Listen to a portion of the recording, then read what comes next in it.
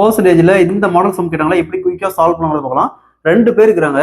2 பேர்த்திட்டு ஒரு பொருள் இருக்குது. அதுல ஒருத்தர் அந்த பொருள் வைக்கிறதுனால அவருக்கு 12% லாபம் கிடைக்குது. இன்னொருத்தர் அந்த பொருள் வைக்கிறதுனால அவருக்கு 8% நஷ்டம் வருது. ஸோ மொத்தமா அந்த டிரான்சாக்ஷன்ல லாபமா நஷ்டமானு கேட்கறாங்க. ஸோ இந்த மாடல் சம் கேட்டாங்களா. ஸோ இந்த மாதிரி எந்த ஒரு விலையுமே சொல்ல. அப்ப நம்ம எக்ஸாம்பிளுக்கு 100 ரூபாய் எடுத்துக்கலாம். பேசிக்கா அந்த பொருளோட விலை 100 ரூபாய். இவர்கிட்ட இருக்கிற அந்த பொருளோட விலை 100 ரூபாய்.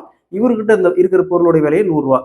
ஃபர்ஸ்ட் இவரு பாருங்க 12% லாபம் வச்சுக்கிறாரு. பேசிக்கா அந்த பொருளோட விலை 100 ரூபாய். இப்ப 100 ரூபாய் 12% 100 பிளஸ் 12 112 ரூபாய்க்கு வித்திருப்பாரு.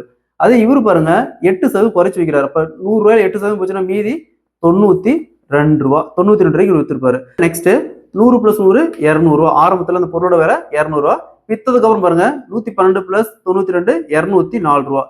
ஸோ வித்ததுக்கு அப்புறம் 204 ரூபாய்க்கு வித்துருக்காங்க. அப்ப 4 ரூபாய் கூட வச்சு வித்துருக்காங்க. 4 ரூபாய்க்கு லாபம் கிடைச்சிருக்கு. என்ன கேட்கறாங்க எத்தனை சதவீதம் கேட்கறாங்க. அப்ப இந்த ரெண்டுக்கான டிஃபரன்ஸ் 204ல 200 போச்சுன்னா மீதி 4 வகுத்தல் இந்த வேலை வகுத்தல் இந்த வேலை 200 இன்ட்டு சதவீதம் கேட்கறாங்க. இப்போ இன்ட்டு 100 00 கேன்சல் பண்ணிடலாம்.